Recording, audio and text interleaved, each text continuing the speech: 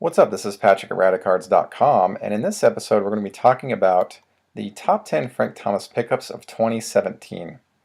Now I was on kind of a budget this year, so I was able to pick up some pieces relatively selectively, but I'm really proud of the stuff I got, and these 10 cards we're going to be talking about are the ones I'm most proud of. So let's get right into it here. Start things off with the 1998 Leaf Rookies and Stars Great American Heroes sample. Now I had only seen one of these surface in around 2005, and at the time I think it sold for around $30 to $40 auction style. So when this one came up, I knew I had to get into the collection. Now, I don't remember if it was auction style or as a buy it now. I do remember, however, that it was somewhat pricey. I was interested in getting it into my collection, so I bid for it aggressively. So this is the 1998 Leaf Rookies and Stars Great American Heroes sample. Now this is a set of 3 cards found originally in a sealed cellophane pack that was put into a certain type of sealed set of 1994 Topps Baseball. This is the 1994 Superstar Samplers 3-pack set. These are the individual cards.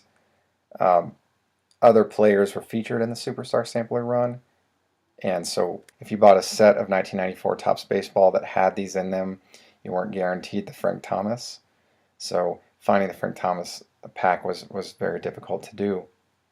Now I did come across a sealed pack in 2010 summertime, and I didn't go after it. I think it sold between $50 and $60, and I wanted the cards separately. I wanted them out of the sealed pack, and I knew that if I got the sealed pack in the collection, I wouldn't want to open the pack and scan the cards in individually. So it took some time. I kept my eyes out for these cards online for several years. Finally, this year in 2017, a friend of mine indicated that he had a separate set, and so he and I negotiated for the set. Now, something else to note is that I had acquired the finest version, a graded copy, earlier this year for a marginal fee, and I was like, well, I'll just, go after the Bowman and Stadium Club if I can find them. I found a seller that had each individual ones at a bin for $40 each, and I watched the Bowman and Stadium Club for a while, didn't pull the trigger on them, and then they sold. So I was like kicking myself, because these cards are very hard to find. Now, if you're not familiar with this set, these are direct parallels of the base cards. The only difference being the Superstar Sampler logos on the cards, on the backs of the cards. Those are what separate them from the original versions. And also, too, you'll notice on the 1984 Stadium Club version that the foil print on the front is actually gold, not red or hollow foil like you'd find on the base or the gold rainbow. So these are very cool cards, and I was really glad to get these in my collection. I've been after them for a while. Very hard to find. And so here we are, 1994 Superstar Samplers 3-card set featuring Frank Thomas. This is a 1998 Donruss Elite Prime Numbers Card 2B, the die-cut version. The print run for the die cuts is only 50, but as you can see here, the print run goes to 456. This set came out at a time when print runs for parallel versions of the insert cards was just built into the print run for the card. So here you would have had to know that the print run for the die cut is to 50. It's the first 50 cards in the 456 card print run. The remaining 406 are just the non-die cut versions of this card. This kind of serial numbering took place between the late 90s and early 2000s. Nowadays, if you see something like this, it'll just say it's to 50. This kind of serial numbering confused a lot of collectors and made a lot of sales happen in the low end that should have happened in the high end because people didn't know any better. So this is a very interesting piece and a very rare card. I haven't seen one prior to my acquiring this one, and I haven't seen one since. I don't know if I'll see one in the future, but a friend of mine had this, an extra copy, so he and I worked a deal on it. These are beautiful cards, amazing debossed hollow foil on the front. Just a great card. The cards in hand are kind of they're sort of plastic. They don't feel cardboard at all. They feel like they're made out of plastic. But they're beautiful cards. Donruss Elite was just really on top of its game back in the late 90s. I really liked the stuff that was produced with the Donruss Elite name. This set is no exception. So this is the 1998 Donruss Elite Prime Numbers card 2B. This is the die-cut version, numbered to 50. Okay, this card took me a long time to find, like a really long time. This is the 2004 SP Authentic, and the set is called 199/99. It's a stupid name. It really should just be called Hollow Gold or Gold, because the theme here is that there's hollow gold foil in the front with the gold gradient in the background, and the cards are serial numbered to 99. It took me a really long time to find this. I'd been after one for a while, and in fact, I'd been seeing the one-of-one milestone versions of these cards pop over the years a lot because there's several different ones. But the to 99 is the one I've been after. So this card was actually found in a 3-card lot. The other 2 cards I already had, so I bought the lot just for this card, and the other 2 cards went in my doubles archive. I want to mention too is that the SEO, and I brought this up in a podcast, is that search engine optimization is important for eBay listings. Listing product title, year, card number, serial number, player name, all these things are very pertinent. When this lot was listed, I was the only bidder, and it closed at just a couple bucks. So I was really glad to get this into the collection. This is the 2004 SP Authentic 199/99 parallel to 99. This is a unicorn. Okay, this is 1992 Stadium Club porcelain. I guess they made 750 of these, although this is the only one I've seen. I found this serendipitously searching for Topps porcelain or porcelain Frank Thomas cards because I collect the variations. When I can find them, I just add them into the archive. This one came up on one of my search results. So I got it in the archive. I think it was like a $10 to $15 bin, and I just added it. I was like, I've got to have it. I've never seen it. And they printed 750 of these apparently. I've only seen this one. After I bought this one, I showed it to some friends of mine online, and nobody had seen it. A friend of mine has since acquired one of his own. So very, very rare card. This is the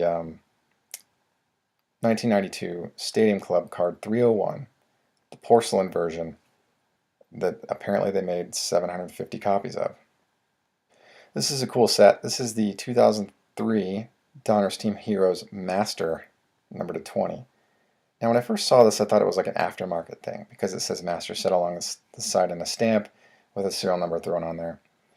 When I looked further into it on my checklist, I had identified that this in fact is a legitimate set. It's a parallel.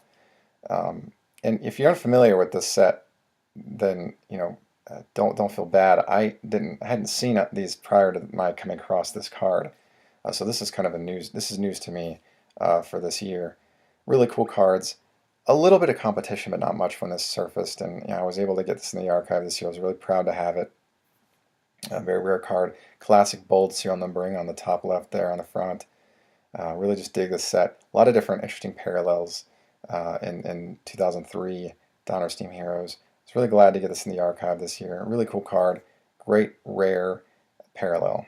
This is the 2003 Donruss Team Heroes Master, number to 20. Okay, so this completes a run.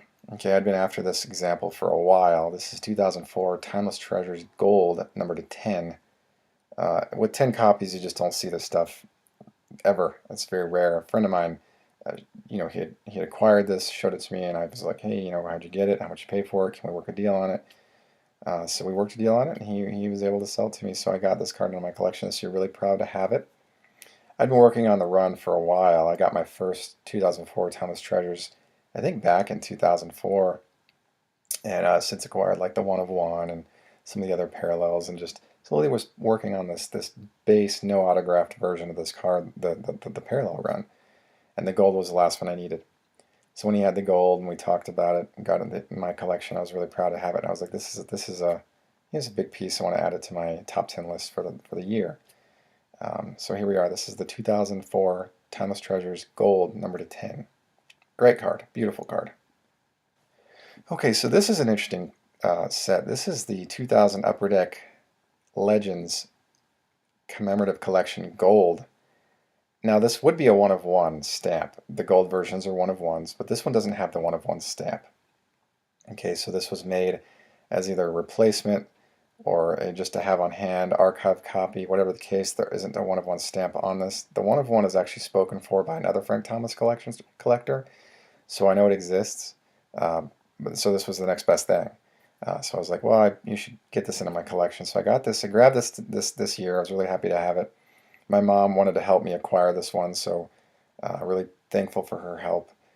She was able to help me get this into my archive this year. Great card, beautiful hollow gold foil on the front there. These really showcase beautifully in hand if you ever get one.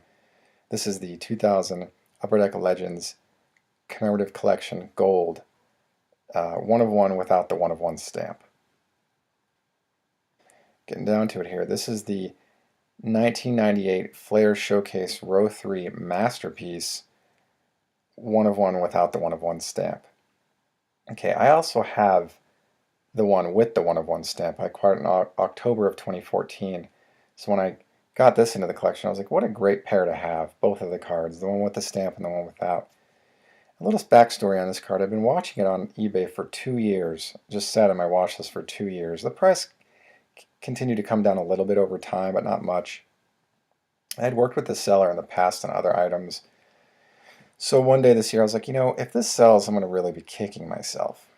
So I decided to reach out to the seller and negotiate and say, hey, I'm pretty sure you paid this much for it. I want to make sure you get a profit, but I also want this to be realistic for both of us. So how about this? And we talked about it for a while. We came to an agreement. I sent the funds, he sent the card, and the cards ended up somewhere in the country and sat there for like 2 weeks. Didn't move. I was really devastated. I was like, well, crap. Why can't the post office lose something not of high value? Why do they have to lose high value items? I was really upset by that. The seller and I were communicating back and forth. Hey, has it shown up yet? No, it hasn't. I'll keep watching the tick sheet. Okay, great. So what happened was the seller ended up just refunding me. He's like, here, just, let's just consider it lost. Sorry that happened. Here's the money back. I was like, okay, if it shows up, I'll give the money back. He's like, okay. So that night, I filed a claim with the post office, and the next morning it said delivered, which is a little suspicious, but whatever. So the next day when it was delivered, I emailed the seller. I was like, hey, I'm going to send you back the funds because it arrived. Thank you so much. I sent them the funds and everything was all good. But that's the kind of thing I've dealt with the post office in the past. Is they're not 100% reliable when they should come through. They've lost mail. They've misdelivered my mail. Even as an owner of a PO box, they've misdelivered my mail, which is the weirdest thing. They'll like deliver my mail and then it'll go back to the seller. This has happened a couple times. Happened in the beginning.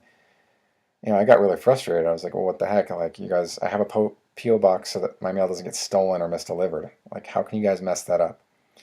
Whatever the case, I've had a lot more luck having a PO box than I've ever had, and it's a more secure arrangement for me. But this particular card proves that even with a PO box, stuff gets stuck in transit. Even if it doesn't get delivered, it's stuck somewhere. So file a claim if that ever happens to you. And typically, at least in my experience, the post office has delivered. They've come through once the claim is filed. So really glad to have this card in my collection. It's a beautiful scan of this card.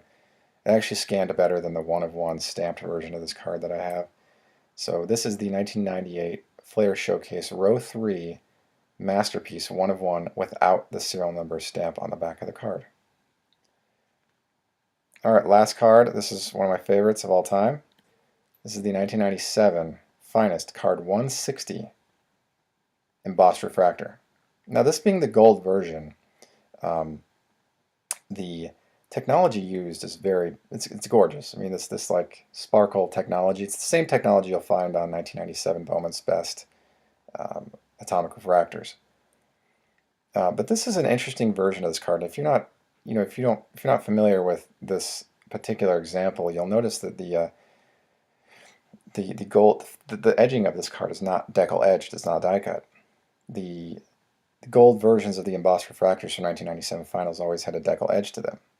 Okay, this one doesn't have that. This one also doesn't have the embossing feature found on these cards. So this is a version of the 1997 finest gold embossed refractors. Okay, and if you haven't seen the other ones, the pack issued version to go along with this and to compare the two. I got you covered.